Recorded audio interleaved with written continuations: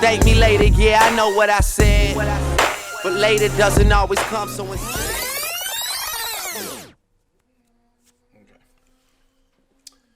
Ladies and gentlemen, we are here. We back. Continuously back and better and getting better.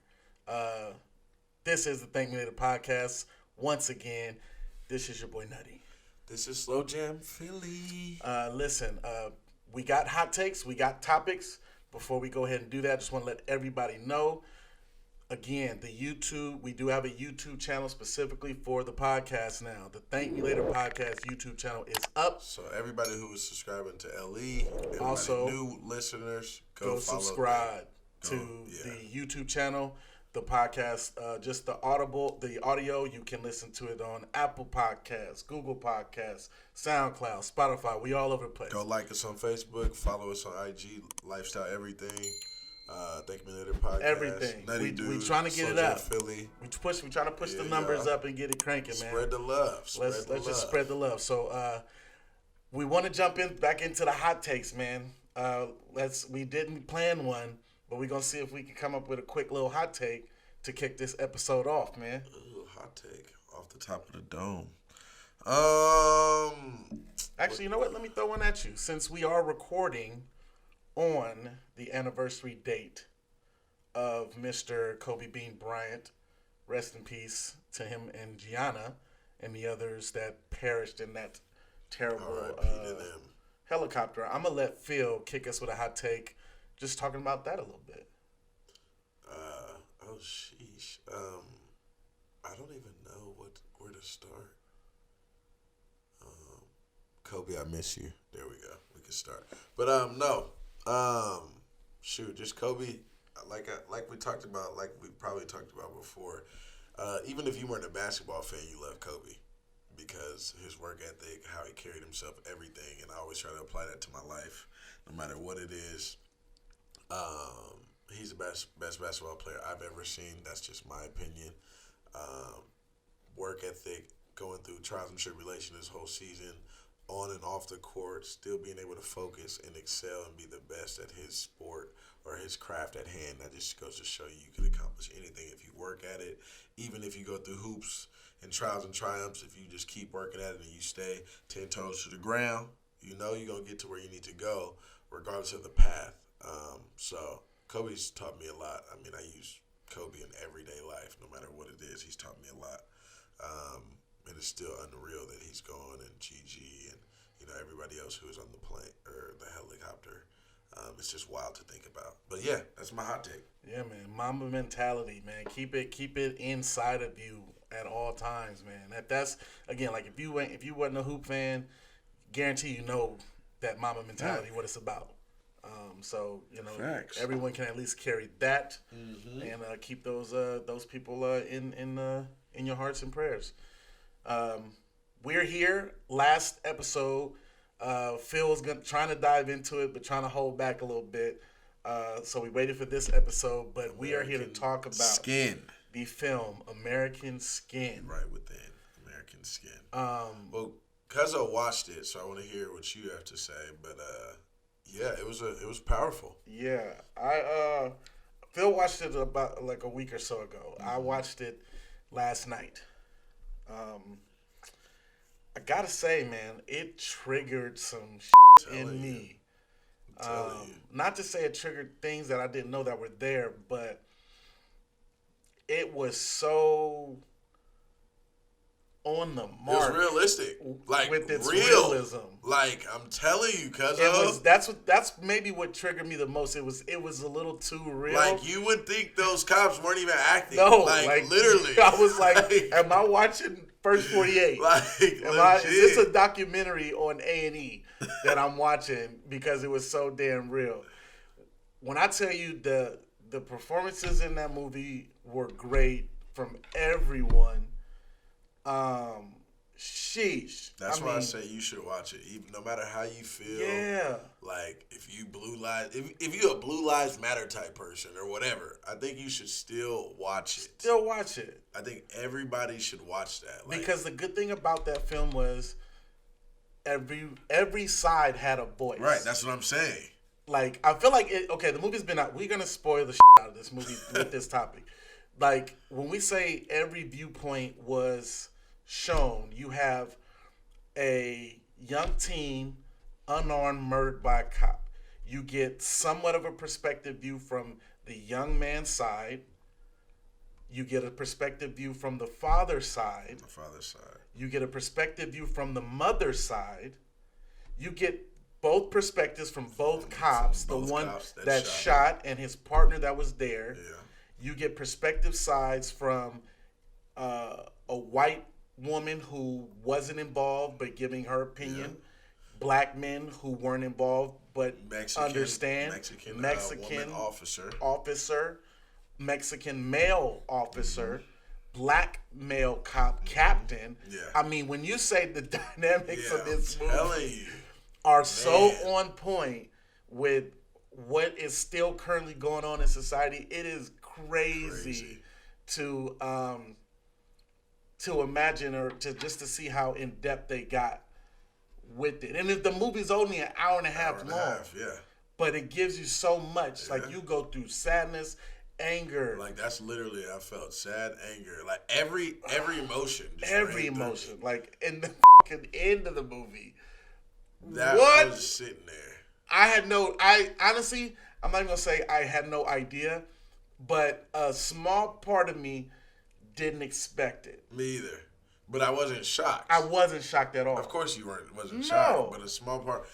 And the crazy thing that got me is after it happened, at the end, I was just like, wow, this is so realistic. They showed it on the news, created some story, false narrative, talked about them, went on with their day.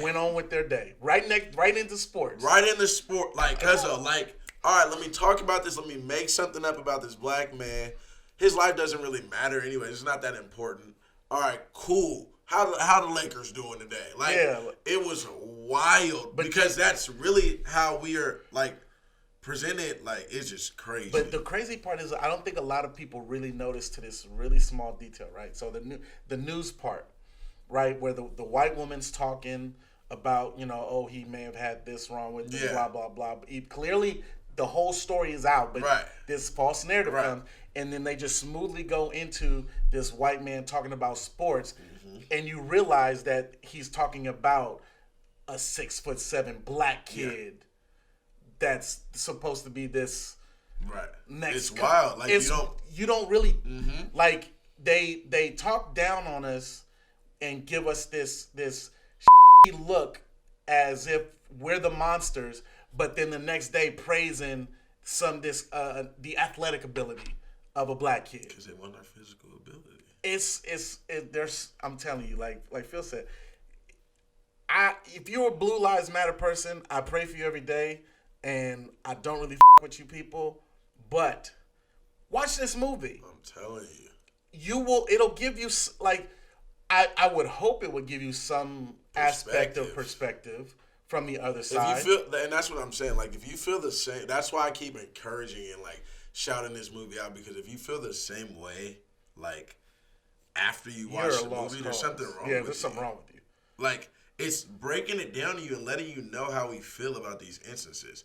And what the cop said, it's like, I'm trying not to say everything just for people who hasn't watched the movie, but for the cop, basically, he admitted it, like, basically, and, how he said, how he admitted it and what he thought about, you're not supposed to be in this neighborhood, the car you were driving, fully profiled, 2 black males, like, everything, like, your car's not, like, basically saying, okay, your car's not nice enough to be in this area. I made up a story in my head about you running a red stop sign, or you were speeding, but you weren't speeding. Nothing was clocked speeding. Nope. I looked at my speedometer as I was driving when you pulled me over to see if I was speeding. I wasn't. But you made that up just to pull me over. And this is what the ending result was for you pulling me over for speeding. When in reality I wasn't. Like he told you. How am I speeding when there's speed bumps in between 20 yards between where I'm going? I'm going to be going. How can I be speeding that? But that's... And then when we say driving while black, like DWB, like, oh, that's made up. Driving while black, like, what if you really did have a headlight out? Or what if you really did, like, your mirror was off? Or you had a crack. I've gotten pulled over for a mini crack in my windshield that I swear that the cop didn't see when we were driving. I guarantee you he's seen it as we were walking up and literally looking at things as he's inspecting my car. Oh, you have a taillight out. Oh, I remember I got pulled over for something hanging from my mirror. Anything, like, yeah, okay, maybe you can't hang things from your mirror, but cops don't just pull you over for that type of stuff. No, people, they don't. Like, they don't pull you over. Listen, mind you, this was a couple months ago, so obviously we're in a pandemic, right? I got pulled over for my tag. The tag that was on my car was the old one. A month expired, technically. Like, I had my new registration, but the tag wasn't on there yet. What cop pulls someone over for an expired tag for just a month? Only reason he did it is because I was in my rearview mirror, saw him coming. I got over into the next lane just to see if he was going to go past me or not. His lights wasn't on or nothing, but I could see at least, a mile behind me that I saw the cruiser coming. I'm going to just move over just to see. He slowed down, got on the side of me, saw I was black, clearly saw I was black, slowed down, got behind me, pulled me over, and then tells me, oh, yeah, I pulled you over because your tags are expired. I'm like, it expired a month ago. The new one just came in the mail. I'm going to put the sticker on. Yeah. Like, at 9 o'clock in the morning. Do you not have anything better to do? Like, and mind you, this was driving through Danville. Yeah. If I was white that month, he would have just kept going. Just kept going. But, like, this movie is so damn powerful, man. Like, the crazy part is I even felt a little something for the cops. It made me it's shitty that we get profiled. We know cops have a really, really, really tough and scary job. Right. But it's like, how much of that fear factor do they put on themselves? Right. Pulling somebody over for no reason. That's what I'm saying. You know what I'm saying? It's like, yeah, we get that the job is tough. We get that it's scary. We don't want to be put in that situation. Don't put yourself in that situation. I just think, I just think they can handle things better, and I think that they can monitor it. Like, because he said something about, it was a split second, either my life or your life, and the guy's telling him he's unarmed, and I forgot what he went to pick up or something. His phone dropped, or I can't exactly remember what happened, but he didn't have a gun, and like, I don't get, like, but then what he said, and that's why I guess you could say you feel for them, but it's like they're trained to, like he kept saying, we're trained to kill. How we're trained. We're trained to stop the bad guys. Like, we're trained to kill and stop. But like, are you stopping the bad guys by killing people? That's like, what's the and fault. That's my thing that I understand what he was saying, and that's what I'm saying. I hear what the cops are saying and everything, but like, how do you, like, you should be able to determine, like, if you're here to protect and serve, you should be able to determine bad guy, a 13-year-old kid, teenager, preteen, with his dad, then you unloading a clip on a 13-year-old kid because you're trained to kill. Like, if instead of like a guy robbing a bank, blowing up the bank, you're in a standoff and you shoot him. Are we going to be like, God, you shouldn't have killed the bank robber, blah, blah, even though he was shooting at y'all? Like, no, that's what I'm saying. There's instances where lethal force is necessary. Right. And you unload the clip, you shoot because he's about to shoot you. But, like, I don't get when it's like, oh, blah, blah. It's like, it just goes, and I get it. It's a tough, stressful job. And I don't ever want to be in this situation, like, where, you have to pull a gun on somebody quickly or whatever. But I'm saying it just goes into use, like, this 13-year-old kid, he's not even going to be, if I'm trained this way, I don't see a gun. Even if I were to see, let's just say I was to see a gun from this 13-year-old, he wouldn't be able to get it out quick enough before I shot him. That's what I'm saying. Like, let's say he was pulling out a gun, or I can't even remember exactly what happened in the movie. I gotta watch it again. I'm gonna watch it again. But I just feel like it's still fresh in my mind. I can tell you. I can just feel like judgment needs to just be better overall. But yeah, I heard them, but I hope they hear us. Like you're saying, you heard what from the cop's perspective or whatever. But I think these instances will stop happening less. Start happening less if they start hearing us, hearing people, start being more cautious because these killings from black men against cops has taught them to be more cautious, or certain officers to be more cautious and not to just shoot and just kill you like in cold blood. Like they're starting to think and use judgment. That's what I'm saying. Officers need to do more often. Let me just think real quick. Yes, you could be scared or whatever. This is your job. Like, this is what you signed up for at the end of the day. So, yeah, I have some sympathy, but this is your job, right? Just like you want to get home, just like Nate Parker was saying, just like you want to get home to your family, I want to take my kid home. You want to make it home. 13 years old. Like, I couldn't imagine how he was fit. Like, that is just wild to me. Yeah. Like, with the whole hostage part and, you know, him putting the cop on trial, quote unquote, put him on trial.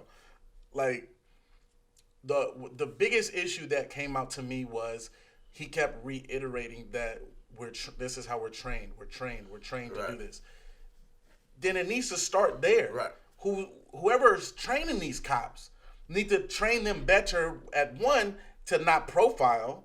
And something needs to change. And two, process. Just the process of how you approach certain situations. If you're approaching a traffic stop, whether you're doing it legally or illegally, like there has to be some type of way to approach it without the idea of escalating the situation. Right. Like I'm gonna kill because these aren't like there was no like for an instant like that. If you're pulling up on a father and a son, there's no possible way you can think that there's a threat. Right. And that's what I'm saying. And if there is protect and serve. Yeah, and if there is a threat, your training should be able to teach you how to react quick enough to go about it however you need to go about it. But if there's no threat, like there has to be some type of way from top to bottom with the whole from the police academy to how they do their training and get cops out on the streets with guns. There has to be a change in how they're trained. Because like when you think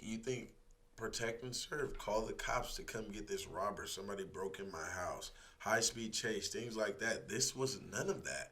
All like you should know, like this is a traffic stop. What's the threat? What's the threat, bro? Like, and that's what I don't understand. Like, this is a traffic stop.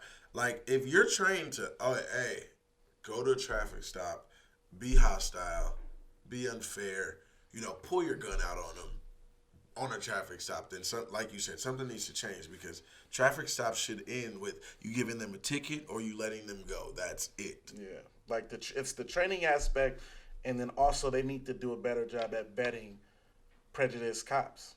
You know what I'm saying? Because if the training is bad already, and then you're giving that bad training to a prejudiced cop, nothing good is going to come from that.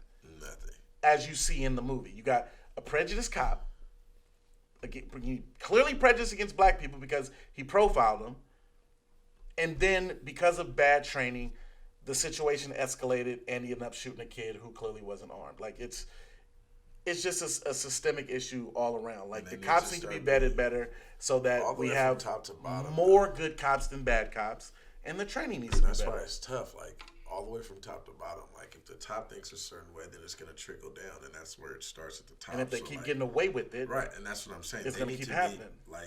There needs to be repercussions because that's when they'll start thinking twice about it. Like, hey, you do this, like.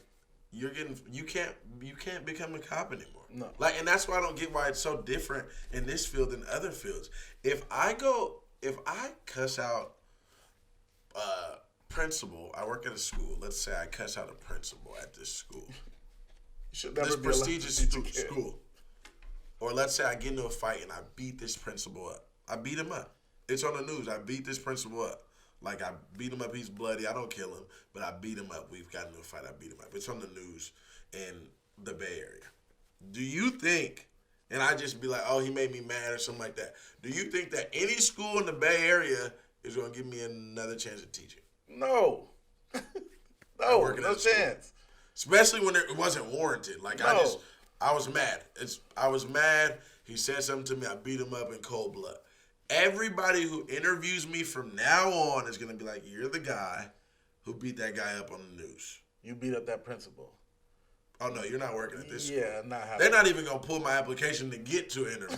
They gonna be like, So why aren't cops held to the same standard?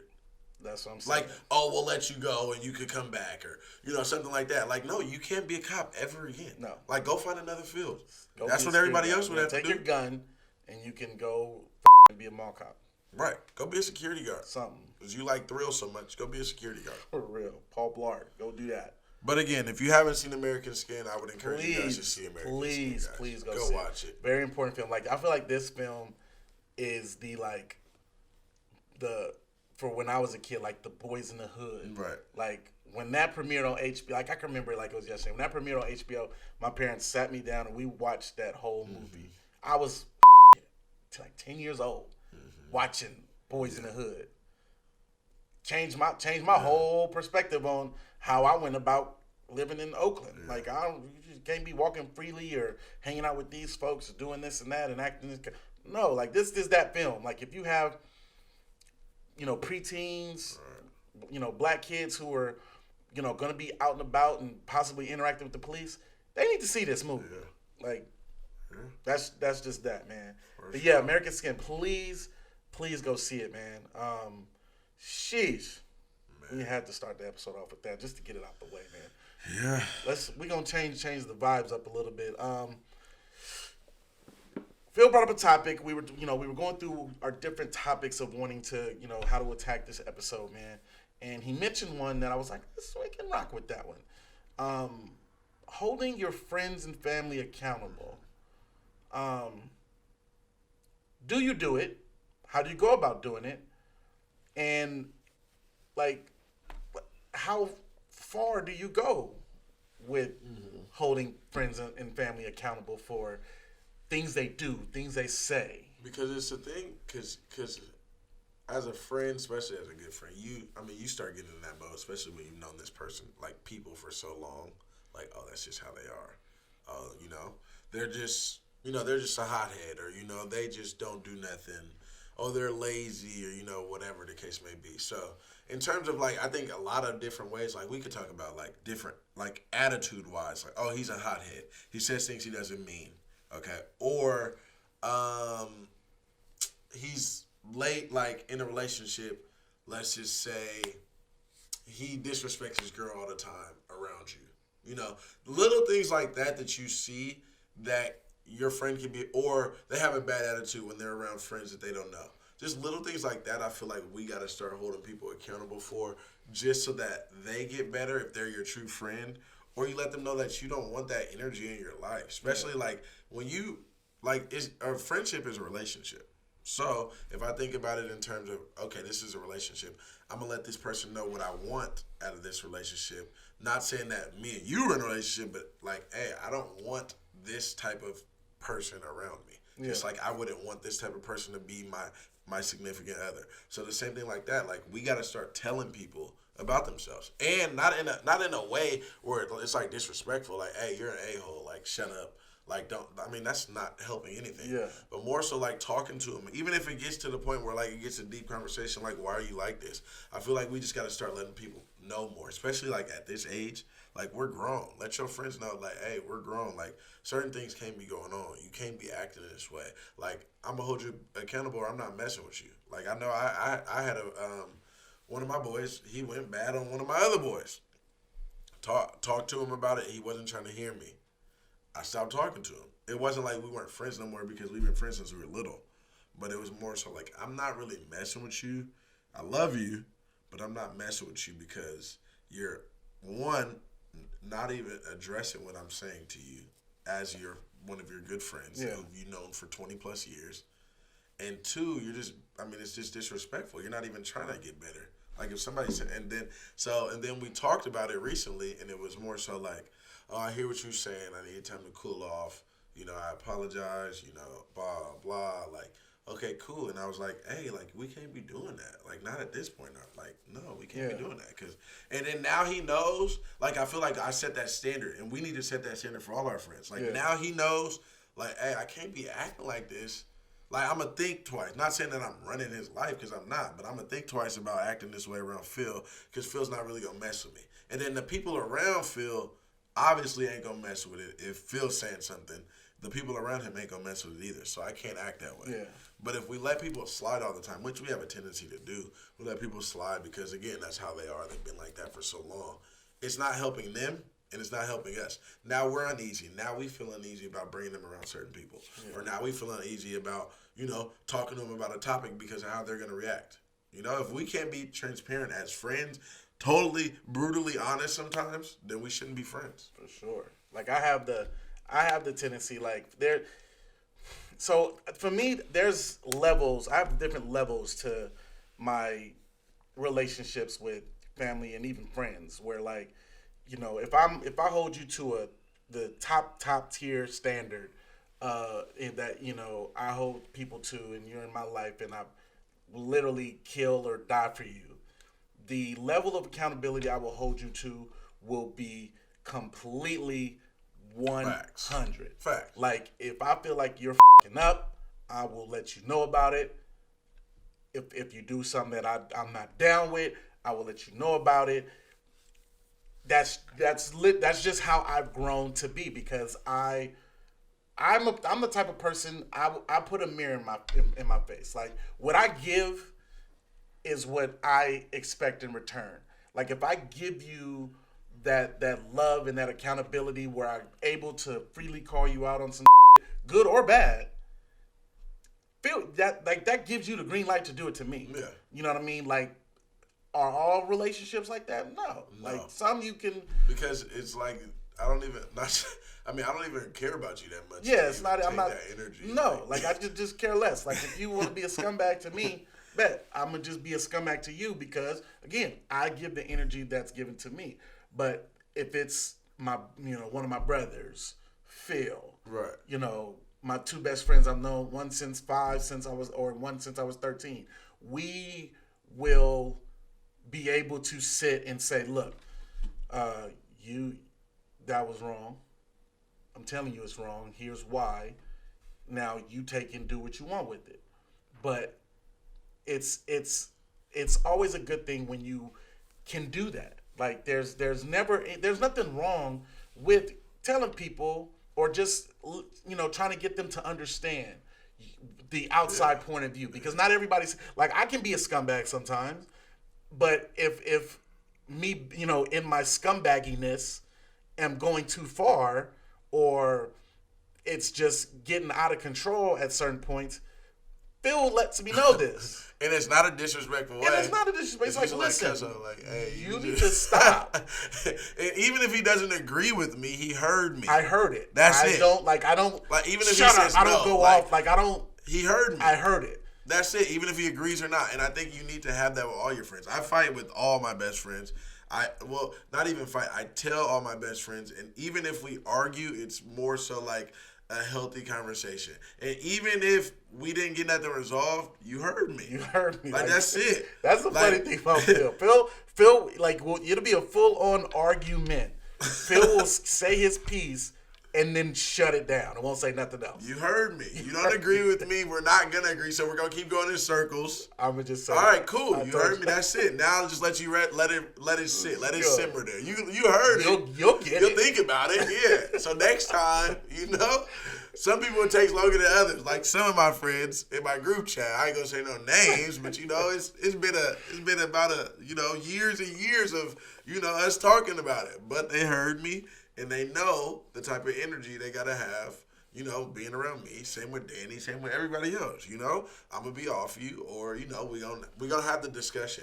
And I feel like that's what you need to have more. Because people let friends slide. Like, if your friend is acting up with his girl, hey, you messing up. Like, especially if you've met her, know she's a good woman, she's good to you. Right. You let that friend know, hey, stop bugging, bro. Like, I know y'all don't think, fellas, we let our boys know, we just let our boy do whatever. Like, no ladies, that's not how it works. Plenty of my boys, they're stupid. I told my boys several times, like, hey, you mess up on a few good ones. Like, you mess up on a few good ones. Or, hey, stop acting like this. Like, stop messing up. How many chances you wanted to give you? Like, just little things like that is like, okay, even if he don't listen, he heard me. Like, he can do whatever he wants to, but he heard me. Like, my boy used to, say disrespectful things to his girl in front of me sometimes. And I was like, hey, I don't care what y'all do, whatever, but hey, just chill. Be respectful while I'm around. Right, well, at least while I'm here, like, I'm not trying to hear that. Like, hey, don't be like, because especially when you know them, their parents, their whole family, like, you were raised better than that. Yeah. Like, if you got a snotty attitude all the time, like, hey, come with the attitude. Like, we don't always want to be around your attitude all the time. Like, positive vibes. We're not always trying to be around attitude. Yeah, like I've tried to be as transparent as a person as I possibly could as I've grown up.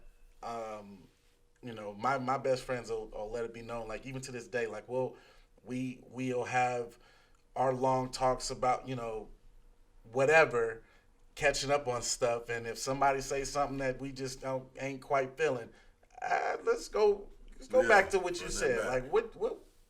Nah, that ain't it, bro. Yeah. That's not it. Like, let's be better. Yeah. Like, that's be a better friend, be a better brother, cousin, whatever. Like, again, we're all still growing and then and trying. Yeah, and then if you tell them and they choose not to change or anything like that, you said it. You said it, and then you could keep your distance. Like, hey, why haven't I talked to you or seen you in months? You know why? You know why? You already know why, because I already told you. I told you. You're not going to be confused if you don't hear from Phil for months. You going to know why. You're going to know why, because the last conversation is going to pop, oh, Phil, yeah, he's not really feeling that. Like, And either this friendship matters to you, or it's cool. I'll see you. I'll say what's up. I'll give you a hug, because it's always going to be love, especially when you establish a friendship with somebody for years, or, over the process of your time, you guys shared experience together. You guys cried, laughed together. They've been there through important stages of your life. They're always going to be your friend. I mean, they're always going to, like, you're always going to love them. But it's just then, like, hey, how much do I really mess with you? Yeah. And don't confuse this with, trying to hold just anybody. Like, you don't have to hold everybody accountable. This is for the people that you truly care about, you truly love, that truly matter to you. Because obviously, if you don't know somebody that well, or they're not really in your circle, they don't give a shit about what you're saying. But if they truly are in your circle, they will and should value your opinion based on how they're, behaving, whether it's good or bad. Mm-hmm. So proceed how you need to proceed with it, man. Evaluate the levels. Yeah, man. There's levels too. Like, there's people I hold up here where I hold them I'll accountable. see, and they would be acting up, drunk, throwing up, just causing a fit, and I just shake my head. I'm not about to be like, hey, and text him the next day like, hey, you was acting up. Like, no, we're not on that level. We ain't on that level. We're not on that level. You have to learn that on your own. Yeah, right. One of your friends in your circle should tell you. Yeah, for real. Because if you still acting like that, you need better friends. Yeah. Facts. But yeah, man, holding accountable, man. That's a great thing to do, man. For sure. We got to do that more. We got to start letting it universally be known that we're going to do that more and start promoting that. I think that's accountability. Important. Yeah, accountability. Definitely important. And everything, relationships, everything. I mean, we could go on about that, but yeah. Age ain't nothing but a number. Yeah, this is one we wanted to jump in for a while, man. Nothing but a thing. Is age really just a number? Oh, so I like this topic, but so let's say, off the top of my dome, Marcus Houston's girlfriend or wife is 18, 19? 19. I want to say 19. Wait, what? You didn't know that? Did I miss something? Yeah, he got married. She's a young buck. Jeez. So yeah, and Marcus Houston's 40 something, or 40. Eesh. So you look at that and you cringe, and I'm like, oh, like 19, like gosh. When you was able to drink, she was a baby. So it's tough. So it's very tough. That is, I used to frown upon it, but the more I've gotten older, I still kind of frown. Like that's too much for me. That's 20 years. No. That's too much for me. But I think about, so that's too much for me personally. But Marcus could have been, I've creeped or whatever, and I look, and she seems mature for her age. Granted, I don't know how mature. Right. No. But so I think age is too age is, to an extent, it is something crazy. But then you think about like maturity level. That's where I think it really comes into hand. Like, if I'm 32. If I date a 21-year-old, off the jump, majority of 21-year-olds are not ready to be married. They're not ready to, be in a committed long-term. And again, I'm not speaking for every 21-year-old, so don't get me wrong, 21-year-olds. But in reality, Right. 21-year-olds are probably not that mature. Not that mature yet. So even if they are, now you got to think about, okay, so you're mature, you're 21, I'm 32. Now we got to think about, are we on the same values? I want to have kids in a few years. Do you want to have kids in a few years? That's going to be a topic. Mm-hmm. Do you want to have kids at 23 in 2 years? If you do, okay, cool. Now you got to think about, okay, how we grew up, how we were raised. 21 and 32, that's 11-year difference. I was raised a certain, doing different things that wasn't even out yet when you was raised. So it's like different shows, all the things like compatibility, all the things that we're interested in. If you're not interested in that, then, those things matter. So that's when I think about age. But then again, if they're willing to, sure. But then it's just, it's real tricky. It's very tricky. But I think there's a limit. I don't think that there's a limit because everybody's different. Yes, it might maybe gross to us, but as long as you're above, it's crazy to say, as long as you're above 18. It's legal, but that ain't, just like counting cards in Vegas, it's not illegal, but it's frowned upon. It's an unspoken rule that you just don't do. Because if you date a woman at 25, it's young to me. But there's some 25-year-olds out there that are ready to be married. They're ready to, start their life. See, I don't look at the age. Right, that's why maturity. It's mindset. I think it's mostly the maturity aspect because you're 32, I'm 36. If I was going based off age, right, and I was currently dating, the youngest I would probably go would be 22, 23. Right. That's specifically just off age. Right. But again, if I see a 21-year-old that is laser focused, mature as got her together, and on the same hype, 21 is the threshold for me. Right.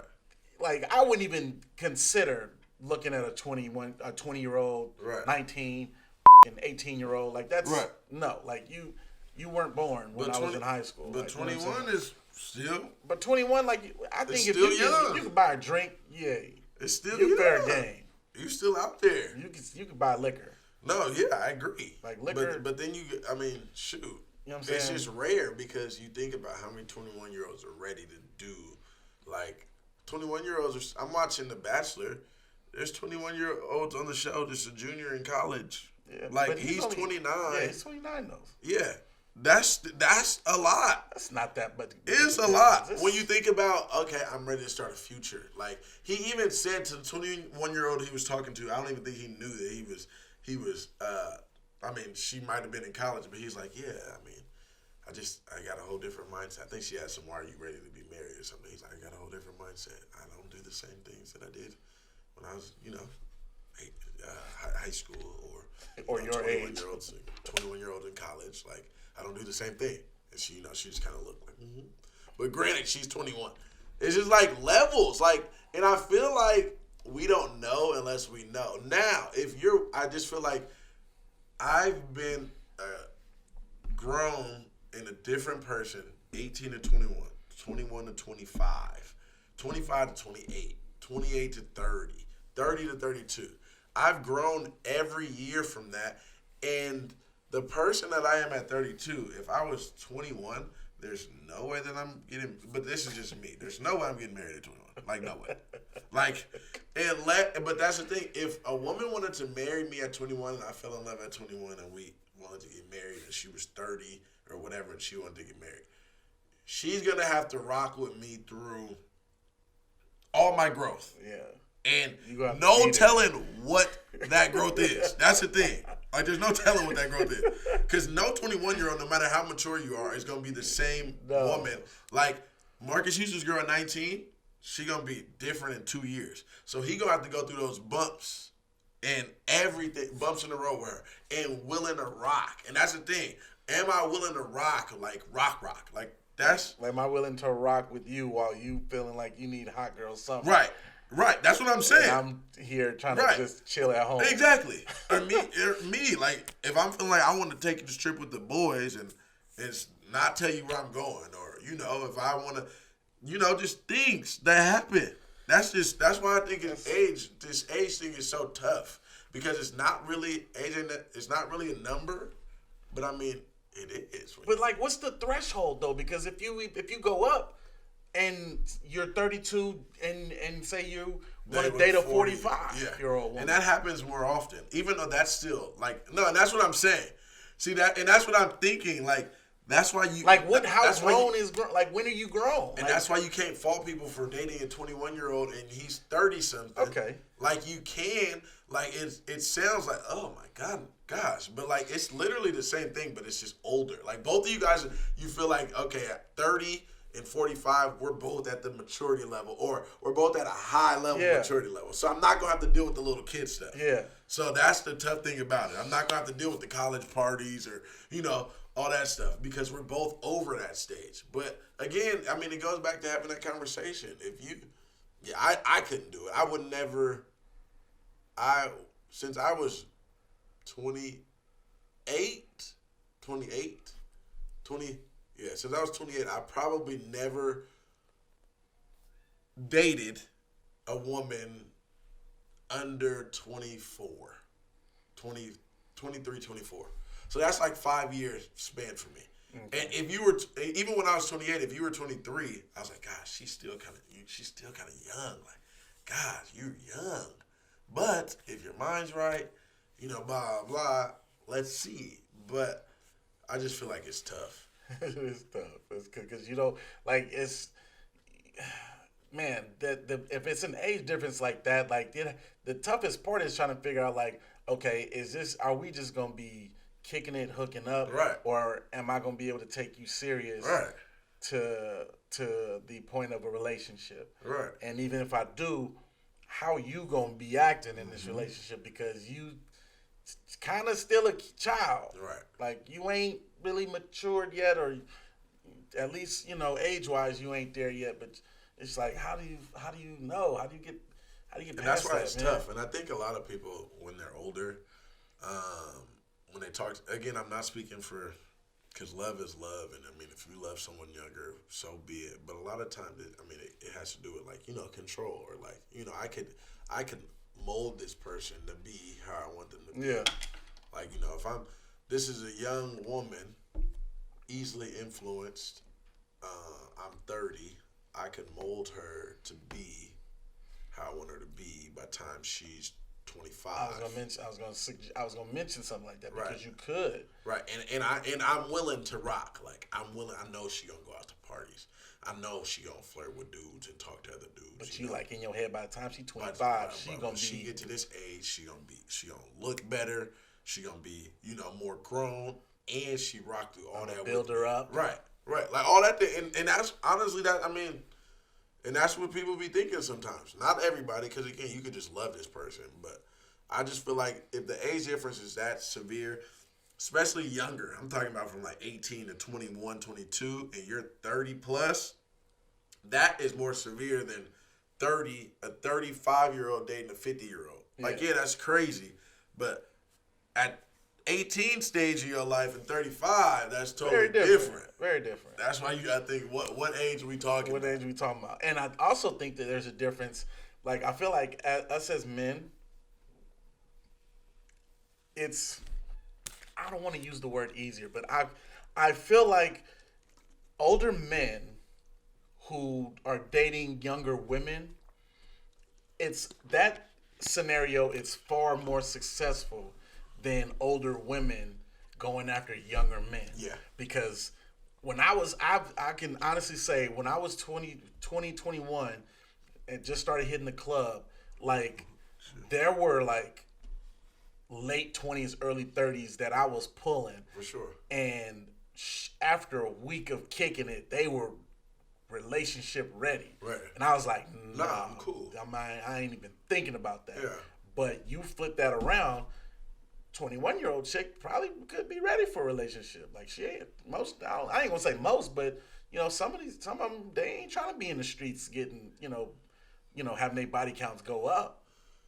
But it's like they still want to have that fun, but it's like I think they'd be, a 21-year-old chick will definitely be more ready for a relationship than a 21-year-old man. Right. That's for sure. Like, I had no business being in a relationship at 21.